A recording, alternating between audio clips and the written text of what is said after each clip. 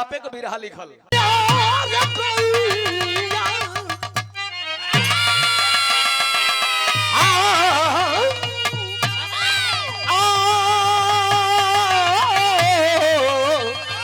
सवरिया हो भोले बाबा जोगिया हो राम।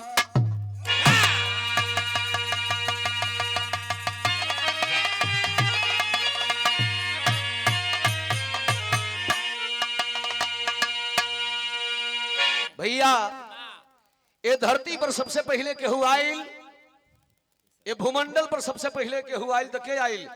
आदि शक्ति भवानी। के बनौली? ब्रह्मा विष्णु महेश के बनौली, जहां से हमारी और आपकी सृष्टि चली आ रही है। पिताजी भी आए हैं जिनकी अंत्येष्टि क्रिया है, इनको भी धरातल पर लाने का काम किया होगा कोई, तो वो भी कोई माँ होगी। इतना भैया बैठल हुआ 15-20 मिनट समय दे जाओ। बिरहिया के बड़ ना होला, जे के तो लोग चाहे लोगों के बड़ बना दे लोग, जे के चाहे ला जाओ के छोट बना दे लोग। तोहने लोग बुलुओ बनावेला, तोहने लोग उलुओ बनावेला। ये नारी का अनेक रूप बा। मंच पर विराजमान बाड़ी बिरहा के सुंदर गायिका, चुलबुली गायिका कविता यादव बनारसी। कविता जी तोहरी बिरदरी के कई गो रूप बा। तू केहू का पत्नी हो, तोहरो केहू औलाद बा, तोहरो केहू पति बा, तू केहू कमाई हो, केहू के बेटी हो, केहू के बहिन हो। नारी का अनेक रूप। यही नारी का चरित्र जब खराब हो जाता, लामा के बाद छोड़ते कि बलिया में कोनो काट के अपनी मर्दे के प्लास्टिक में भर ले रही है कुछ दिन पहले। नीला ड्राम वही से बंद होता है घड़ी। नीला ड्राम से तो डरिए लगती है, कोनो खन के टाइल्स लगवा देती है, बेगों में भरत तड़ी से। तो तमाम घटना होता है। नारी का रूप जब चरित्र जब खराब हो जाला तो यह नारी कोठा पर कबेसिया भी बनेली। लेकिन बाहर नारी, अब बाहर ई बिरहा इतना माई बहन बैठल हो जा, बहुत बड़ा अवसर हो ये लोग ऊपर। अरे अपना बेटा का तो सब बखान करेला हो बिरहा सुने वाला भैया लोग। लेकिन कोनो कोनो गांव में गोरी माई मिल जाली, कहीं कहीं मिलली जो न माई का चरवे दागदार होला, जो न माई के लोग सौतेली माई कहेला। आय हाय हाय हाय, भूमिका लगत मास्टर।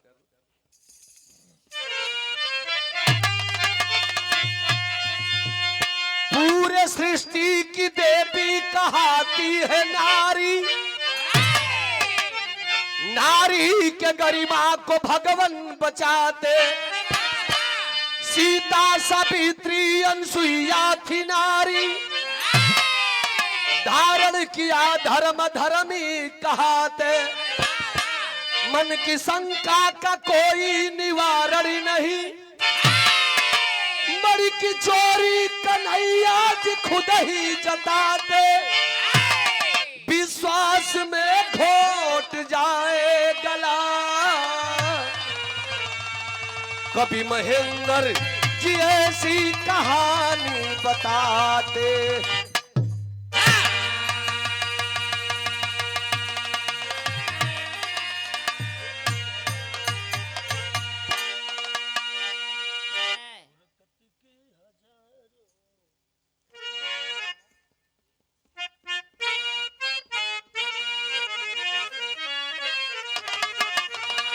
यह एक गजल का नमूना लगता। कौन गजल बा?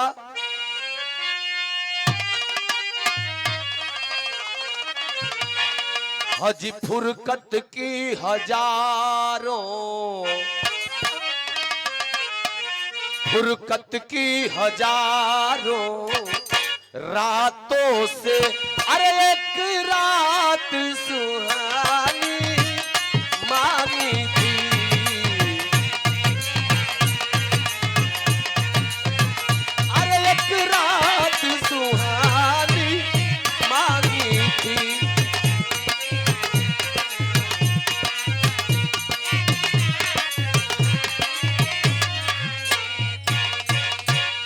फुरकत की हजारों रातों से एक रात सुहानी मांगी थी।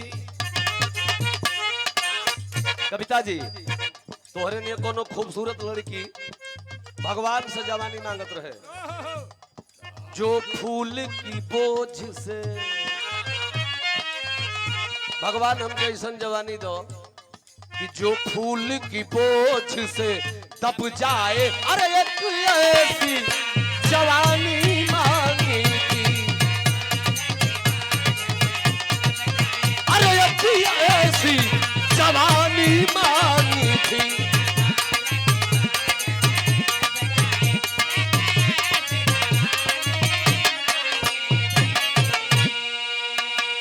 लेकिन हे बिरहा सुने वाला हमारे भैया बाबू माता बहनी लोग, अरे दूसरा का दुख कई, अरे दूसरा का दुख कई सन होला, अपना के बेरी बुझा जाला,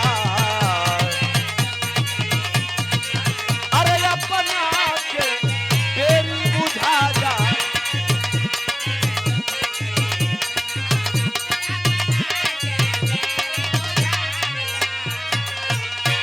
दूसरा का दुख कैसन होला, अपना के बेरी बुझा जाला। जज्बात में जब इंसा होला, जज्बात में जब इंसा होला, अपना बेरी बुझा जाला, अरे अपना के बेरी बुझा जाला।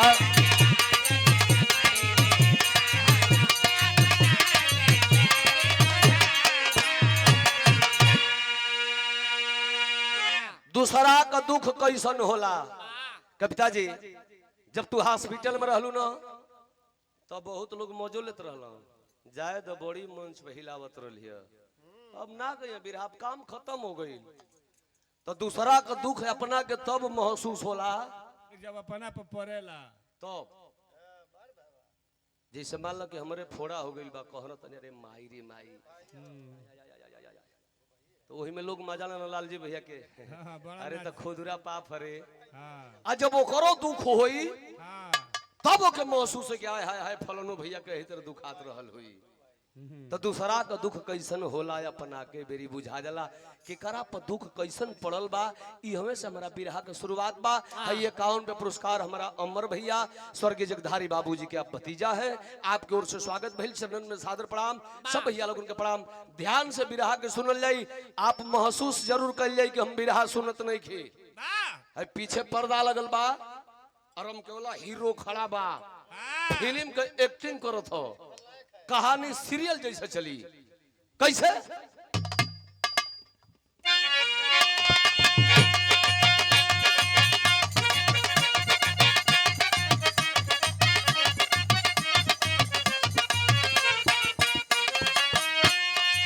जिला गोरखपुर, जिला गोरखपुर गांव जोगीपुर निराला है, प्रमोद सुरेंद्र भाई घर के तो उजाला है।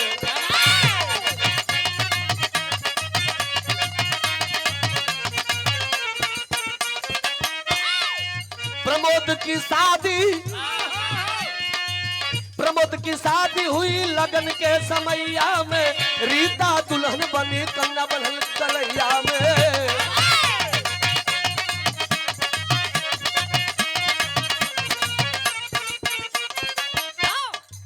बीता कुछ दिन, बीता कुछ दिन भैले गोदी में ललनवा हो, 6 महीना बाद बरसल दुख कहे सवनवा हो।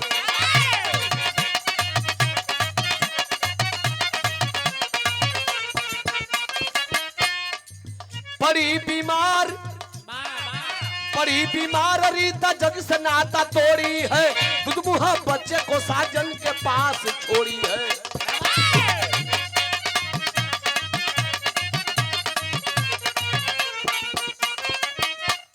बात के समझ ल जाओ। जिला गोरखपुर के अंतर्गत जोगीपुर गांव का हो, चचा ना निकलगत हो, बैठ जा 10 मिनट बैठ जा। अच्छा जाके अइबा ना, आदमी जब उठेला ना तो गवैया के बुझाला कि हम बिरहवा नीक नहीं खेला गो।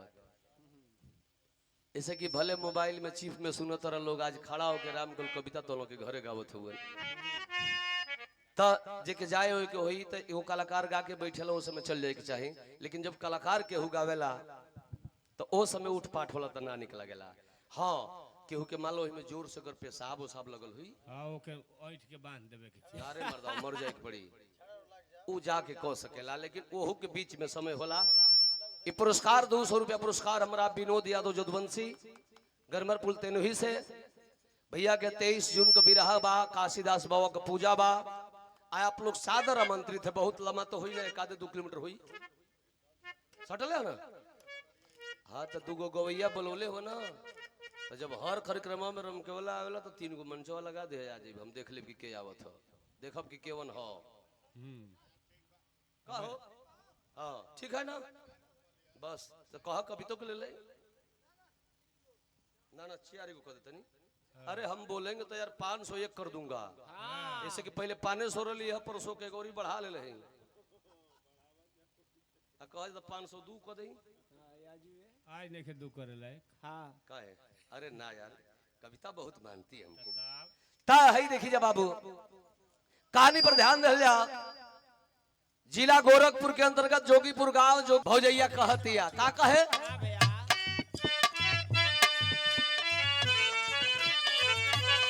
ए सखिया रे ए सखिया रे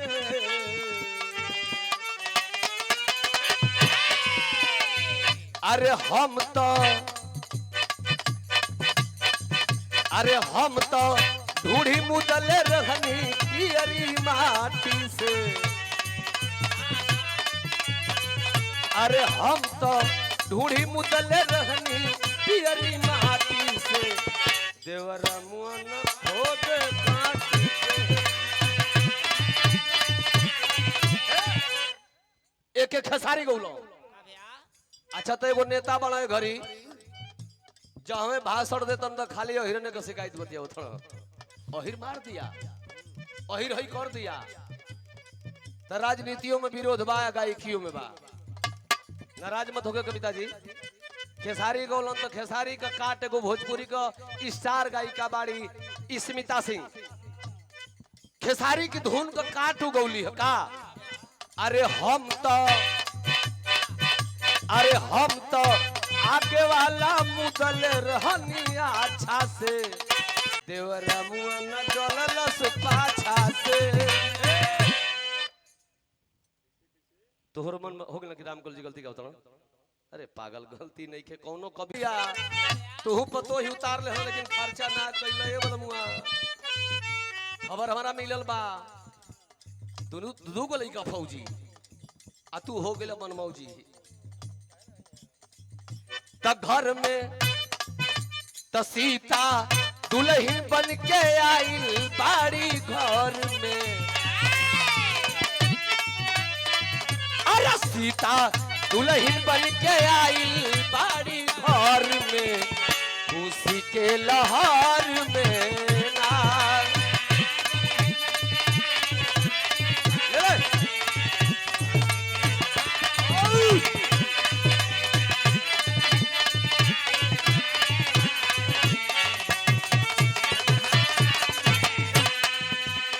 अरे खुशी के लहर में हो खुशी के लहर में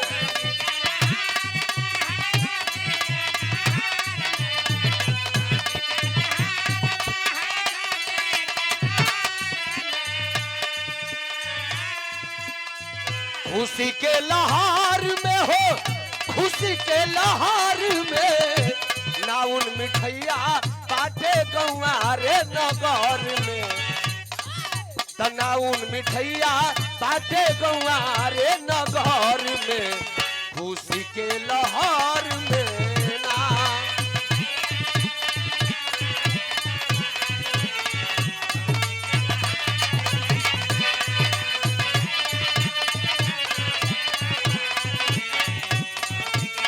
अरे बहादुर और ये 200 रुपया पुरस्कार हीरा यादव जी हमारे भैया डुम्बा डांड नगरा का पावन माटी से भैया के चरण में सादर प्रणाम। हम चाहते नहीं कि रामायणो भैया खली आज ही तो बड़ा कंजूसड़ी करते का है का दिक्कत है दोनों लड़का 1-1 लाख दोनों पावत सौ आ 60-70 हजार तोहरो हो तो गवैयन का हिस्सा होला माला अब रिश्ता के हिसाब से मान लो बहनेउरे आइल बड़लो भाई बहन रहले ना ता बहनेउरा में खर्चा। एक दिन बिरहा रहल रबीना रविरंजन का हमार कविता कासमाबाद में आ उ आइल रहल बेचारू फौजी हारल ससुरारी ले ले रहल 80,000 रुपया।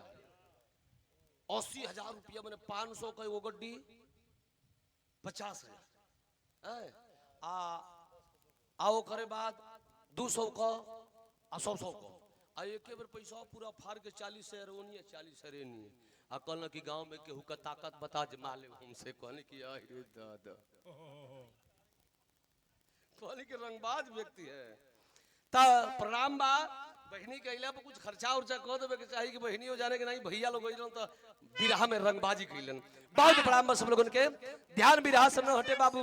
हाई देखा प्रमोद पाणे के शादी भइल घर में दुल्हन आइल खुशी खुशी सुहाग रात के टाइम आइल। प्रमोद पाणे अपना मेहरारू के लगे गइलन ह सुहाग रात मनावे तो हर मर्द जाला हो भैया तो हंस के बतियावेला लेकिन बारे प्रमोद बाबा ई गइलन तो एकदम हर हर हर हर आंसू बहत बा। मेहरारू के सामने हाथ जोड़ के कहल कि सीता हमारा लगे कहू रुपया नहीं खे कि तो के झुमका वाली या चाहे 2-4 10 शेर दे दे हमारा लगे कुछ हो सुनू। अरे पगली सुन कुछ हो ता हमारा करेजा का टुकड़ा ही 1.5 साल का लड़का 1 साल का एक असमंजन है कि तू ही 9 महीना गर्भ में ढोक के पैदा कैले हो तबे हमार सुहाग रात मोनी मन तड़ू कि नहीं। कलश की सैया जी मोती जैसन आंसू मत बहाई आपकी लड़का के हमू प्यार दे कि जौन प्यार इनकर माई भी दे के ना गई लोयन। विश्वास हो गया प्रमोद पांडे को कि मेरी औरत मेरे बच्चों को अपना बेटा समझेगी। आखिर सुहाग रात बीत गई हो भैया। धीरे धीरे धीरे धीरे समय बीते लगल। प्रमोद पाणे का करा धारा लगल बा भिक्षा मांगत अड़े छोटका भैया व सुरेंद्रो मांगत अड़े। लेकिन एक दिन सीता अपने दिमाग का पेचकस प्रमोद पाणे की इस रुपये में लगा के आंख दिया के पाणे बाबा घूम के गावे गावे भीख मांगे लो तोहरा गतरी त लाज बाना। अरे तोहरा गतरी का लाज रही हो तू तो लाज शरम घोर के पी गला। तोहरा का बुझाई जब हम नैहर जाइला हमार सखी सले हर कुल इकट्ठा होली सो तो वही में कोनो को मर्द फौजी रही तो कही कि हमार राजा जी फौज में रहेला धाई धाई फोरेला वही में कोनो को मर्द ढोलक बजावत रही कही कि राजा जी हमार मुअल चामरतिया भर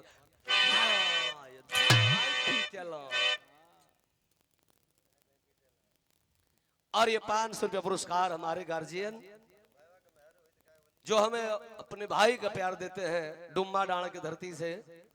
भैया के शरण में सादर प्रणाम सकल पंच लोगन के प्रणाम बा। वही में कोनो को मर्द हारमोनियम मास्टर कहे कि राजा जी हमार डिंग डिंग डिंग डिंग डिंग डिंग डिंग बजाते हैं।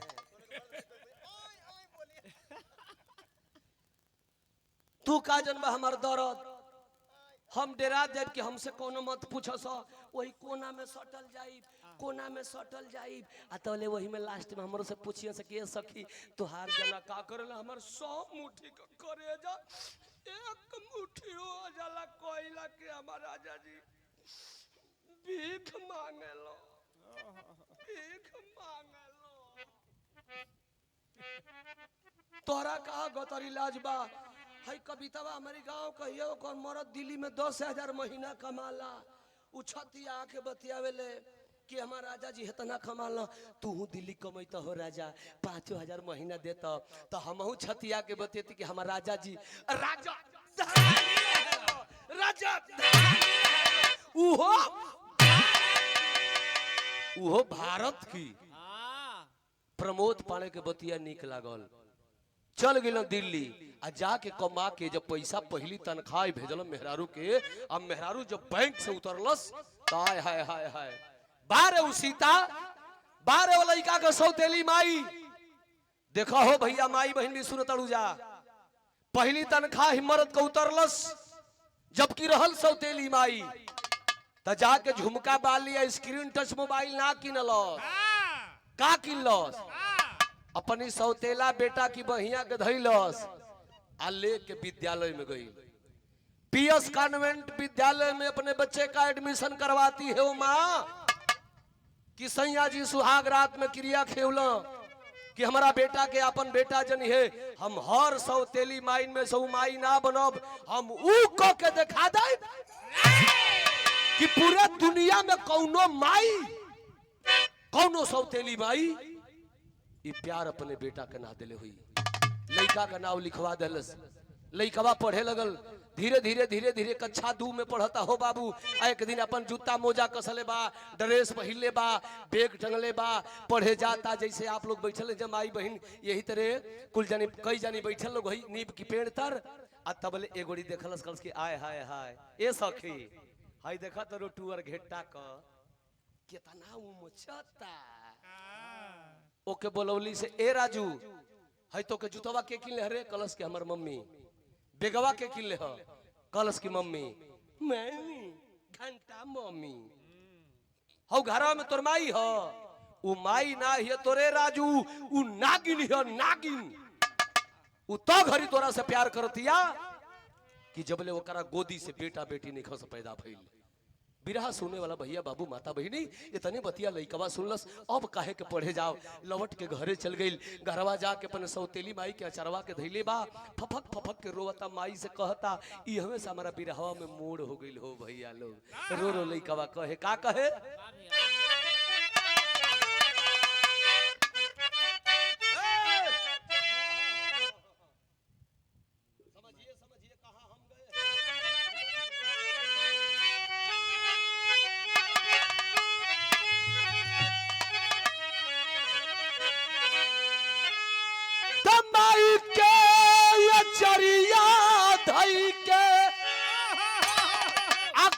सब नजीर,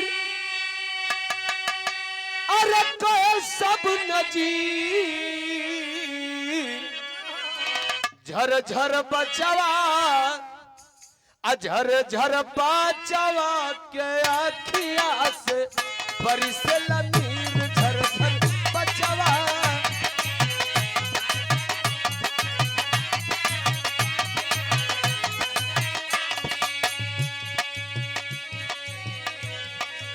लइकवा घरे गइल बा, माई के अचरवा के देले बा। रामायण भैया कहत कि माई तू हमर माई ना न हो, हमर सग माई ना न हो माई, तू हमार सौतेली माई न हो माई, माई तू कहियो हमके जान से मरवा देबू न हो माई। झरझर झरझर रोवत माई सुनतिया हो बिरहा सुने वाला भैया लोग। लेकिन भइल का भैया और पूजनीय बाबूजी श्री परसन यादव जी उ खची कपावन माटी से हमारा तो लागत चेहरवा सके स्वर्गीय जगधारी बाबूजी का भाई लगत नहीं सही ना। चेहरा एक बा 100 रुपया पुरस्कार बाबूजी के चरणन में सादर प्रणाम। सब भैया लोगन के प्रणाम। 10 मिनट भी रहा बचल बा हमार भैया बाबू माता बहनी लोग ध्यान दिया लोग। अरे बबुआ का बात सुनी, बबुआ का बात सुन बिहरली छतिया,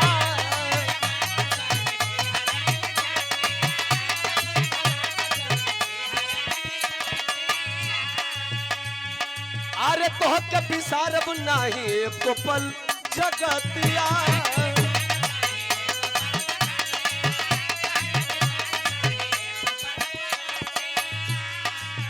अरे दोस्त बाटे तने बस ना पियावली छतिया छीर, झर झर बचवा के आखिया से ए भैया लोगों बरसला नीर। माई भी झरझर झरझर रोवे लगल। कलश की राजू तो से कौन कलश हर कि हम तोर माई ना हई, हम तोहर माई हई। हे बाबू तू हमार बेटा हुआ, घरवा में गई 10 गो रुपया लेके आई, लइकवा की बगलिया में डलस, कक्षा 2 में पढ़े वाला लइका बा, आ 10 रुपया पौलस हो बिरहा सुने वाला भैया लोग। तो रजुआ तो पढ़े चल गई, लेकिन सौतेली माई अंगनवा में बैठली है। सुरेंद्र देवर जी गई बड़ा भीख मांगे, प्रमोद पाड़े दिल्ली कमाताड़े, तनी ध्यान दे लो कहानी पर। आ सीता अंगना में बैठ के पछताप करते कि हे भगवान हमार जन्म एगो गरीब घरे देहल, हमार माई बाबू गरीब रहलन, हमार बियाह एगो गरीब घरे भइल। हे भगवान आ गरीब भी मर्द मिलल तो दुआह मिलल, आ दुआह के बाद भी हे भगवान हमारा गोदी में गो सौतेला बेटा दे देहल, तो हम कौनी व्यवहार से रही कि समाज के लोग हमारी आचारवा के दागदार ना करे हो प्रभु। लइकवा तो पढ़े चल गई, लेकिन अंगनावा में बैठ के सीता भगवान से उलाहना देतिया। और गरीब का बेटी एगो बात कहतिया, का कलस भैया? अरे के ही पीधी राखब लागी, हे भगवान अरे के ही पीधी राखब लागी, चढ़ली जवानी बार।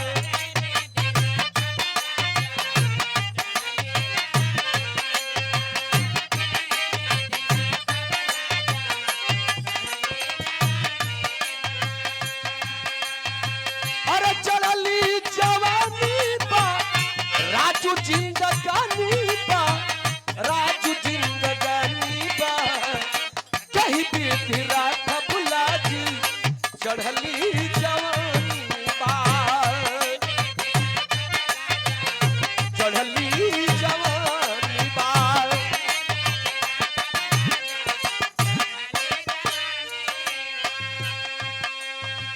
बस ध्यान देले रहब कहानी पर।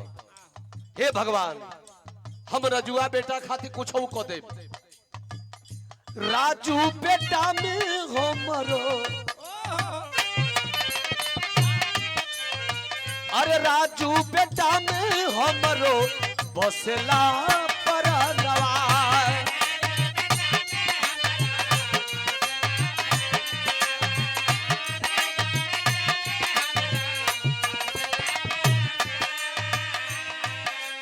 बैठ जा चाची, तुदन बैठ जा हो, केहू में से उठ पाट ना कर बैठ जा लो। परिवार का ही बिरहा बा, सामाजिक बिरहा बा। यह सोचत घर से बाहर निकल, राजू बेटा में हमर बसेला परनवा। घर से बाहर निकल गई तो खई पगली एगो सौतेला बेटा खातिर का कदलस, चल गई गोरखपुर के हॉस्पिटल में रामायण भैया, आ जाके कैलस का, अरे जाके न सबंदी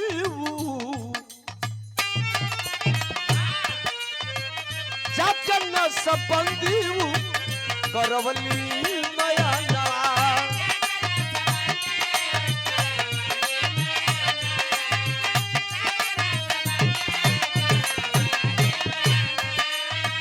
बढ़ल परेशानी बा, राजू जिंदगानी बा, राजू जिंदगानी बा, कहीं भी राखब लाग, चढ़ली जवानी बा।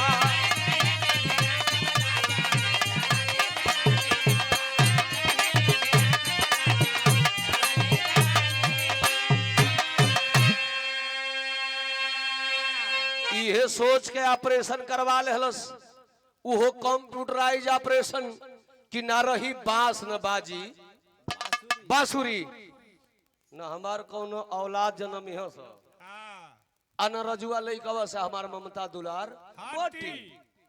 अच्छा महतारी के प्यार तबे न बदलला।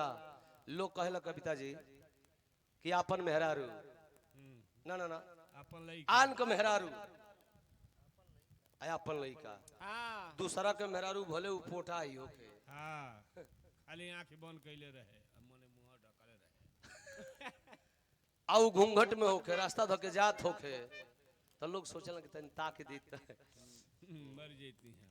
आया अपन लइका अगर 8 रंग के टेढ़ बा सीताराम फूफा, तो लोग यह जानला कि हमर लइका सलमान की बॉडी नहीं ओकर बॉडी बा साका। लेकिन यह सोच के ऑपरेशन करोलस कि ना हमार कोनो जन्म में हो सो, आ नहीं लइका से ममता दुलार बटी न सैया के वचन देले ही हम हटाओ। आखिर ऑपरेशन तक करा के चली आई, वो कंप्यूटराइज, न मरल से पूछलस, न देवर से पूछलस, न नैहर में भाई भौजाई माई बाप केहू से न पूछलस, अपने दिल का बात अपने दिल में रखले हो। लेकिन आय हाय हाय मिटाई ना ब्रह्मा के लेखनी, किस्मत कर्म में जे करे लिखल बा दुखदाई।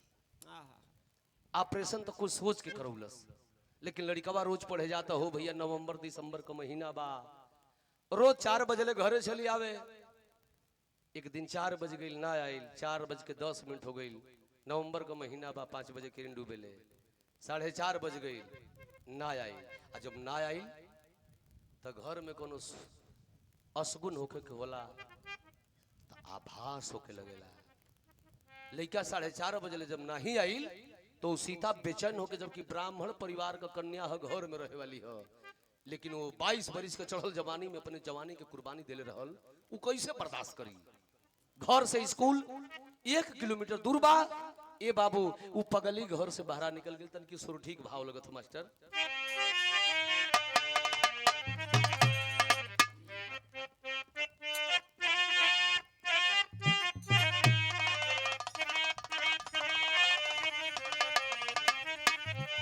तो डूबली किरनिया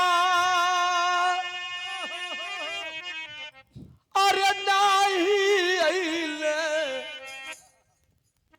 घरी ललनवा हो, उपगलिता के बेटावा कैरा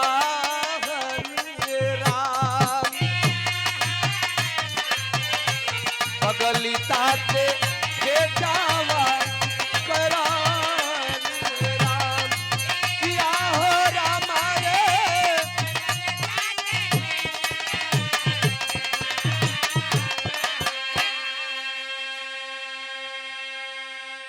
दौड़त आधा किलोमीटर दूर पहुंचल हो बाबू तो भइल का कि पढ़ी के स्कूली या से आवे सब लाला रे आवे सब लाला हो, कहाँ पर बचावा हमारा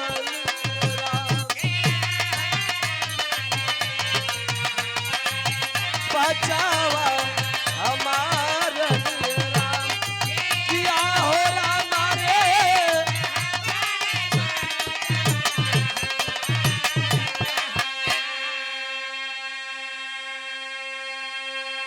लइकन के छुट्टी भाईल बा, लड़का दौड़त आवत अड़न सा। लइकन के झुंड के लंगे सीता पहुंचल। सबसे बड़ लइका एगो सोनुआ रहल। सोनुआ से सीता पूछत कि बेटा हमारा राजू कहाँ बरे? रजुआ कहाँ है? झरझर झरझर रोवे लगल। सोनुआ कलश किए चाची हौ सड़किया देखत रहू न चाची, चाची वो सड़किया के हमने का पार कदल रही है जा। राजू वही सड़क से वही पार हो चाची। ओके हम मना कैली है कि राजू तनी रुक जो, राजू रुक जो, लेकिन काल न हो चाची। राजू मानल ना तो राजू दौड़ के सड़किया पर आइल हो चाची। तो जानता रू कहा बोले चाची हर हर हर रोवता कहता का कलश कि राजू के शरीरिया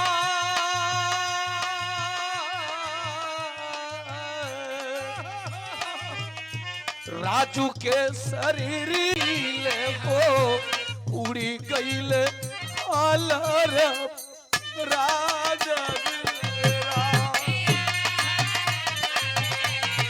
उड़ी गईल अलर किया हो रामा रे।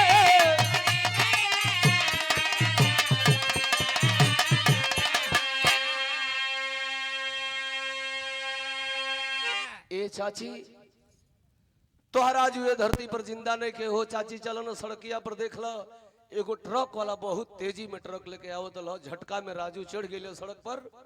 उ ट्रक वाला संभार ना पोलो सा ट्रक के चपेट में आके राजू नीचे पड़ गई है। ट्रक वाला कुचल के तोरा राजू के चल गई हो चाची।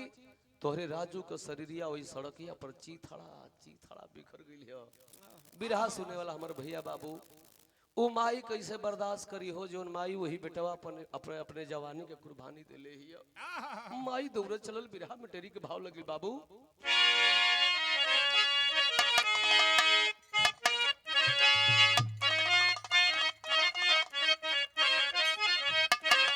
अरे समैया ए भैया समैया अरे हई बताई सबके दहिनी टांग उठल तब कहवा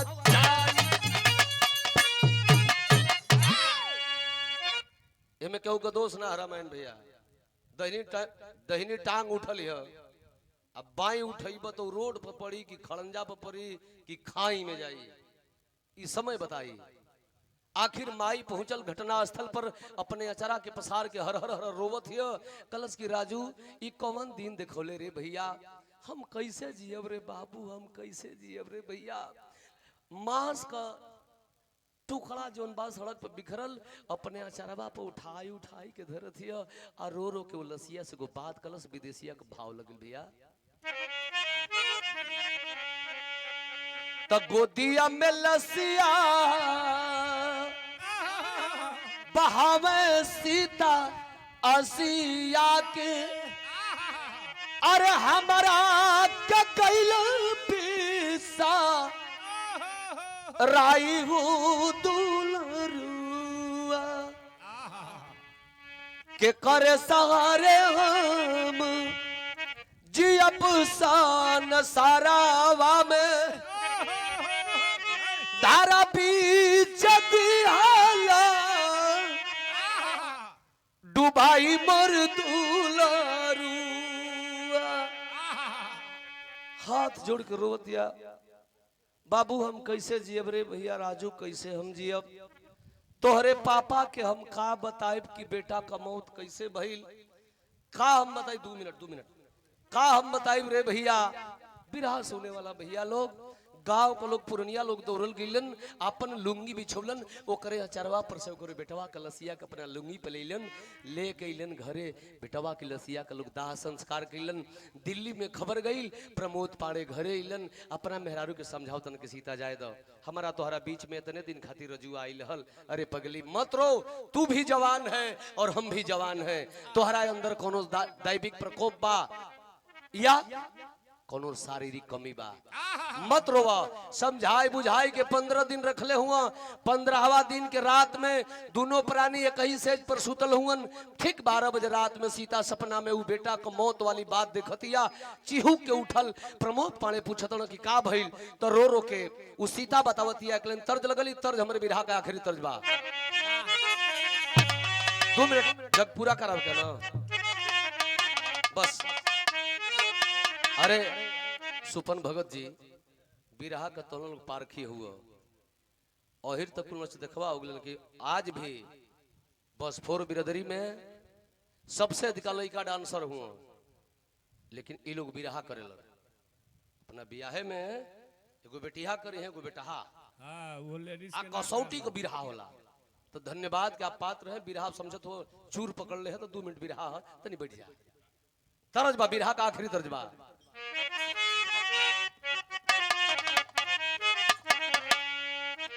बारे बलिया का हमारे गुरु बाला उस्ताद अपने जवानी में तर्ज के गावे।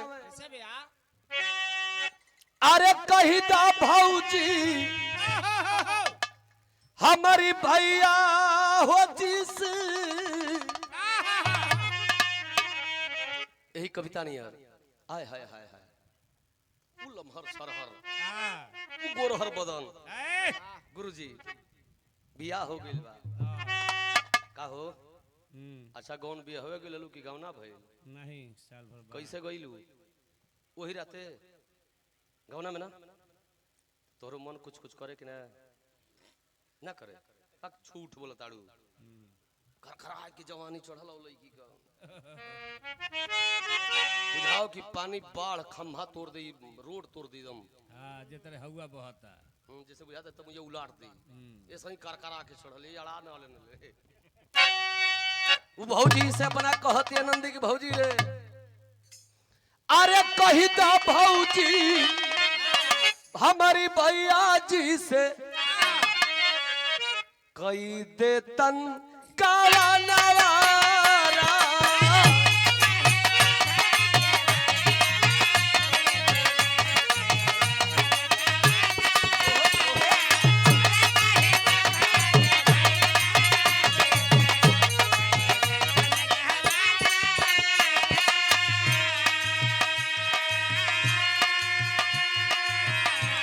कही दा भौजी भैया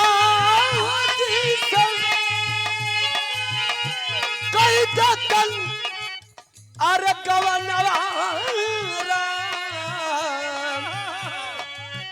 बताइए डॉक्टर श्यामल कवि जी।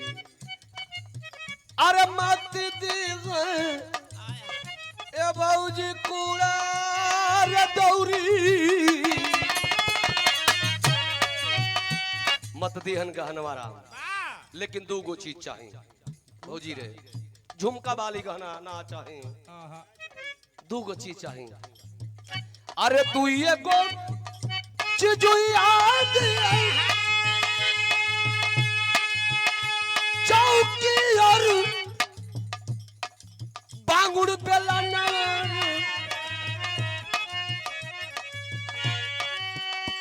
कविता जी जकर उम्र 40 पार हो जाती है ना, बांगुरे हो जाता ये लोग कभी हमके बुझाला कि अपने पर लिखले हूं। अरे तू ये गो चिजुया राती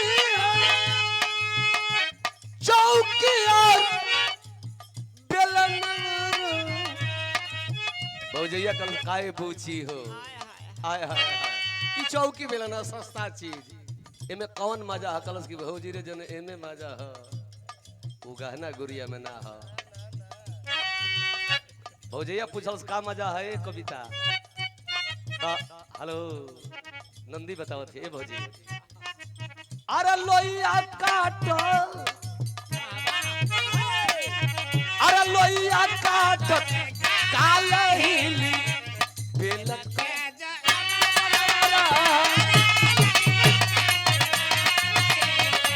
अरे बेलक जो बंगला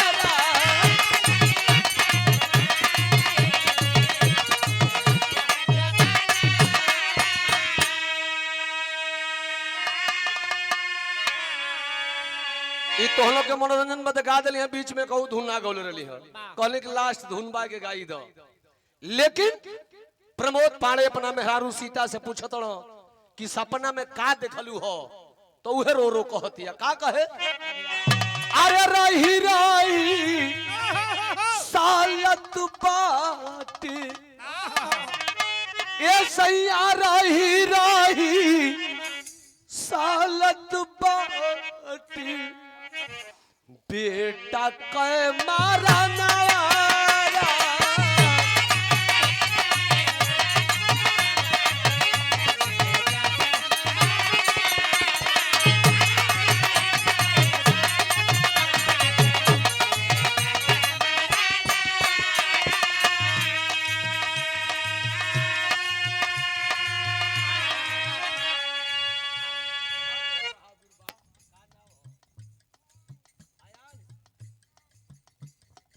ये 51 पुरस्कार छोटा मुन्ना आयांश बाबू।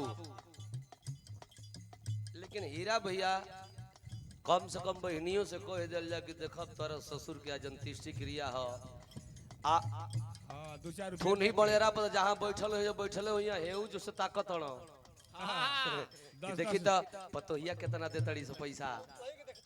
हां कह द कुछ दे दो जा का में से ताकत हणो। कही दा कुछ दे दो जाए लोग कि हक हिस्सा हमनों को भैया, जैसे मान ला बस फोर भैया बड़ा जग पूरा करे खती आइल बड़ा तो हमनों को पूरे कराई ले जा का हो। हमनों को हक हिस्सा होला कि ना होला तो दे देबे के चाहिए। हम तो चाहम कि राजेश भैया असूल के लिए दो लोग लजाई लो हो सके कविता के बेरिया के दे दिया मंच पर कोनो बात नहीं है। कुछ ले ले अब जैसे 10-20 दे के संकल्प छोड़वा बहन बाड़ी लोग, बाबूजी के लड़की लोग होई, नतनी लोग होई, नाती वालों इतना भले तो लोग के गांव में बिरहा भइल हो चाहे नहीं के भइल, लेकिन हम केवला गावत तो बिरहा समझा के जाई। काल से सुने लग बजे कि बिरहो को मतलब बा कि पुरस्कार आयांश बाबू की ओर से हमरा ओर से शुभ आशीर्वाद। मास्टर आवा।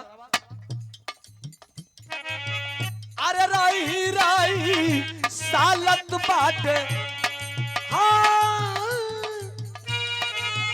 अरे रही रही सालत बाटे बेटा कहे मारन यारा।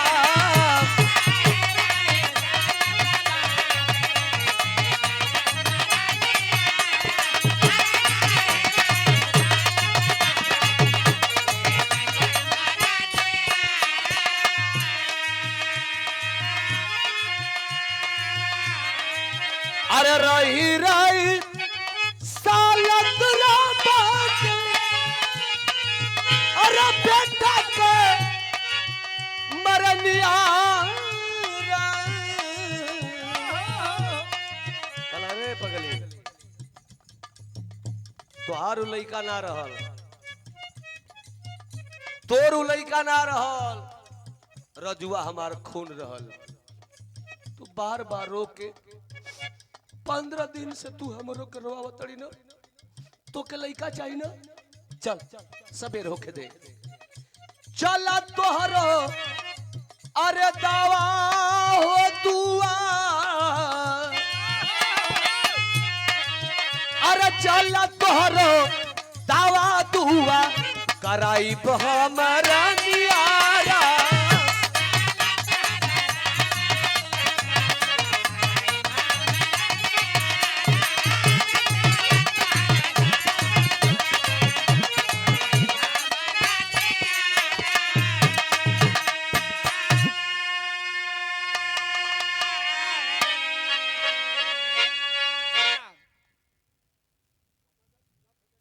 बोलवा लो चलो बात यही पर रोकल रे भैया।